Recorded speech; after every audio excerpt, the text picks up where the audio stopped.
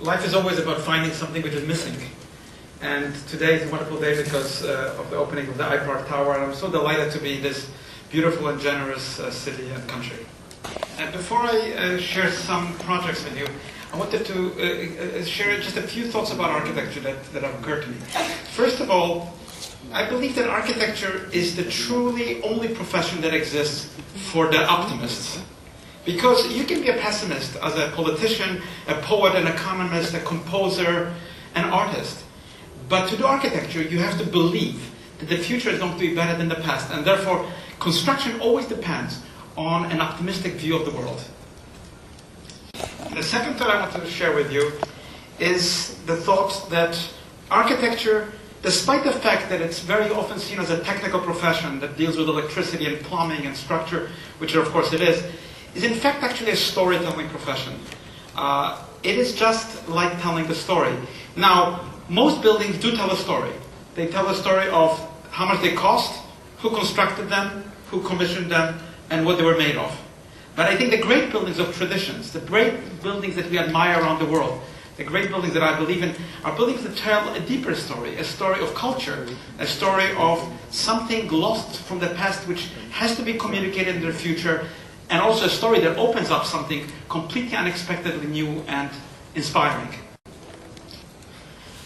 Let me share with you the building that got me into architecture, because I started as a musician and I did many other things before my first building, to which you see a kind of a manifesto in my passport. Very few architects have inscribed in their passport, so to speak, a permission to build a singular building. And that was actually my visa to Germany, to Berlin, when I won an international competition, which said basically in German that this architect is allowed to come to Germany in order to try to build the Jewish Museum. Of course, this wasn't easy. This project took more than 12 years, 5 different governments, unification of Berlin, 5 different directors, 5 different names, the turmoil of Europe, and yet at the end, I always kept to this manifesto. Whenever I went through the borders at Frankfurt airport, some guard would read this passport very slowly with thousands of people behind me, and he would ask me then, Herr Libeskind, is the project now finished? And I would say, well, I'm sorry, that it's not yet finished. It's the government just changed, the money has just run out, politics have changed. But in any case, that was my beginning and also my reason I entered architecture. It's the project for the Jewish Museum, of course, deals with many different things. It's a very unusual building. It's entered in the Baroque building, which is also part of my reconstruction of an ancient building of Berlin. It's connected underground. It has this kind of zigzagging dramatic form with a cut in the center of it, which is a kind of void, representing really what you can never show in a museum after the absence of the tragedies that befell 20th century, and of course, a kind of dead end of history as well as a garden of exile, a garden of possibilities. It's a very dramatic juxtaposition, very different. It's building without an apparent bridge, because there is no apparent bridge across the abyss of history. There is no apparent bridge to what has vanished, and yet for there to be a future, there has to be a connection with often a difficult past. The underground is a kind of overture to the building. It has 3 intersecting roads. One which leads to a dead end. It's the dead end of a city, dead end of history, the Holocaust. A second road leads to a garden which takes you outside, suddenly to a new Berlin. And the third and longest road takes you, what appears to be on a small staircase, to the really continuity of history across its labyrinthine turns. It's difficult to describe architecture in pictures, because I don't design architecture that is two-dimensional. Architecture is about space, it's about sound, it's about feeling. And this tower, the Holocaust Tower, is a very special space. It's not heated in the winter, it's not cooled in the summer. It's just raw concrete, it's a reverberating sound, and it's a sound that echoes not only in your mind, but there's a sharp end of light that also penetrates through the soul of the visitor, because the experience is not just about what you see, but also that which you cannot see. View of the garden, which is a garden made of it's kind of an upside-down garden. The vegetation grows some 7 meters above you, and you're in a plain which is not perpendicular and not orthogonal to the ground. You're in a displaced plane, just like on a ship, floating in history, and you have to find your own new orientation in it. It's also about the body. It's not just about the mind. It's not just about ideas you know. It's about a certain shape of feeling. You're now in the garden, and you're in a space which is unfamiliar, disturbing, and yet part of an ongoing story. And I think that's important, that architecture is dramatic, that architecture is not just a pill and a drug to put you to sleep. Architecture of all times is something that inspires and propels imagination, dreams, life itself into a new horizon.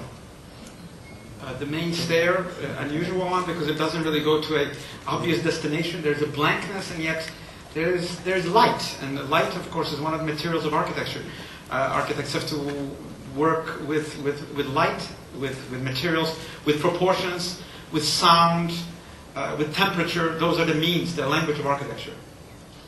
And of course, the museum doesn't have conventional windows. These are not really windows. They are wounds or slashes that penetrate certain connected addresses of Berliners and Jews who lived, projected as a kind of topographical representation of a city both which you cannot see, and of course a city which you see developing around you as something new.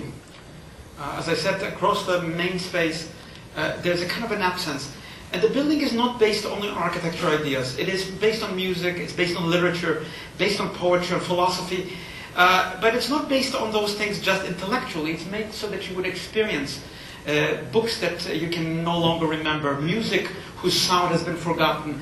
And you can complete these experiences through your own visitor experience, through your footsteps, through your breathing, and through a kind of spiritual reawakening to the importance of history. And there you see the building in the landscape of Berlin, the new Berlin, a democratic city. And I'm very touched that this has become a very popular destination, even though it was very controversial, difficult to build. It usually doesn't take 12 or 13 years to build one building. But I'm touched that it's visited by a new generation of Germans. Many, in their thousands come. It has become one of those popular museums in Europe and certainly in Germany. And in fact, I'm now doing an addition to this building in the Baroque building. So again, there is always a future. There is always interest, and I think that's part of it, to touch the nerve of history so that buildings and histories have a substance to them. And that's a very different project, and yet it deals also with history. At the Imperial War Museum in Manchester, I based it on a globe. The globe has been broken in conflict. This is a museum not only of war, but showing that conflicts are ongoing. And I took this globe, broken into a kind of shards. There's the earth shard, which is the large exhibition spaces, the water shard, which is the restaurants on the water, and the air shard, which stands in the air as a kind of observatory. And of course, it's an interactive museum which shows that, as Winston Churchill said, that one thing, unfortunately, we can always depend on in the future is the stability of conflict. So we must learn from it, because everything ongoing is connected to the past. And this is what this museum, in these devastated lands of a former industrial region that was itself bombed during the war, is all about. Each of the forms of this building is derived from the spherical shape. There is the air shard, which is a building which is a very special entrance to the building, because about 30% of it is open to the air. So you enter a space that is still in contact with wind, sky, rain, before you actually enter the proper galleries and lobbies of the museum. It has a very large elevation, a large educational component, which you see on the front here, and the air shard, which is, of course, one of the ways you can also see the entire development of this Manchester area, is an important part because it offers a panorama of a city. And of course, cities in conflict are seen not only from water and from land, but also from the air. That's what the experience is here also. It's in the air shard, up high, very high up. It's an unusual building. It has only emblematic objects of war. It's not a collection of weapons, but it has the Harrier jet, the first cannon that fired shots in World War I. Kind of emblematic objects. And then it has, behind these seemingly empty walls, large retrieval systems, which have very particular exhibitions about women at war, war and industry, resources, and so on. So it's a very special museum, which is not just about the objects, but about an experience of the visitor. And suddenly, the lights go off, and something very scary actually takes place. Images occupy the entire projection surface of the interior of the museum. And they're images that are kind of shows, light and sound shows, which transform the entire interior of the museum into a space of remembrance, but also an active space of being involved in something that is actually ongoing in the world. Well, many people will speak about movement of public, but it's much more the choreography of the human soul that is important. And you can see that when the projections are off, there's a kind of blankness, and what you cannot see is the entire floor plane of this museum is also curved.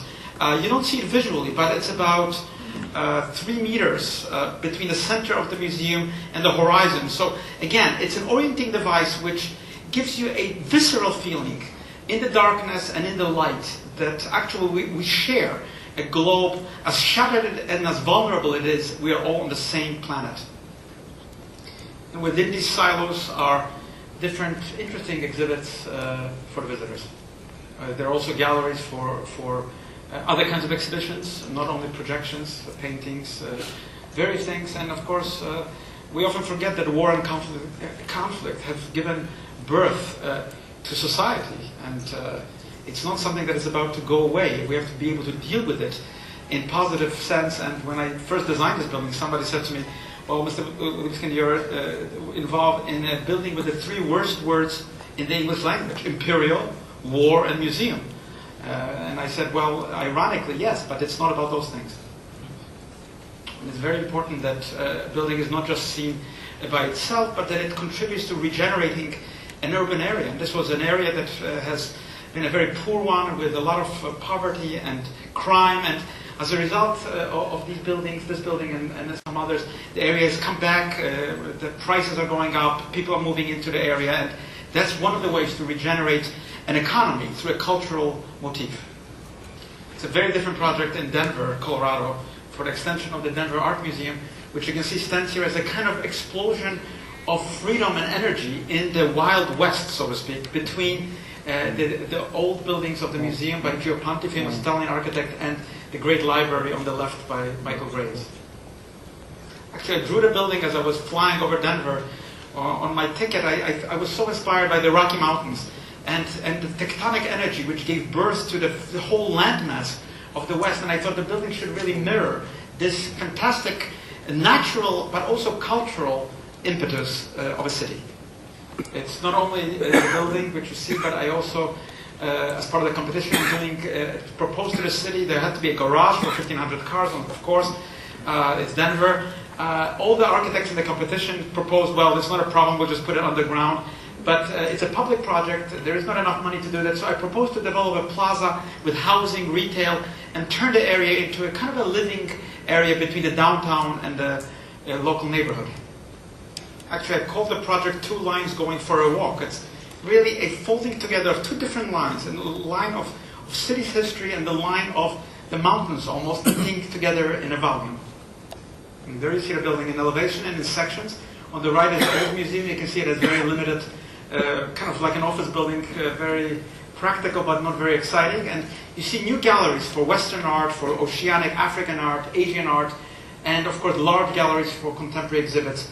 It's a new energy, it's a new form never seen before of unprecedented spaces. And I think it's important that architecture deals with creating something that has never existed before. Not just a repetition of a formula, but a new need to create and construct something in this world which has never been.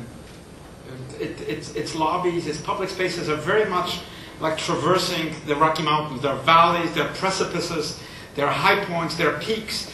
There are places where you see across space something very special and very closely connected to the nature of the place. The building is, you can see this is the housing, which is just beginning construction right on the main plaza. The building is clad in titanium because of generosity of one of the patrons of this museum. It's a very special cladding. You can see very dramatically the great galleries cantilever across one of the main streets of the city in a kind of unprecedented movement towards the downtown. You can see that it's hard to describe a building in words. It's hard to even describe it in pictures because if a building depends on the person experiencing it, you have to take into account all the senses. Too many architects consider architecture just something purely mental, but I think it's about the smell of a place. It's about shadows that fall behind you. It's about the echoes of the city around you. It's about the music of life.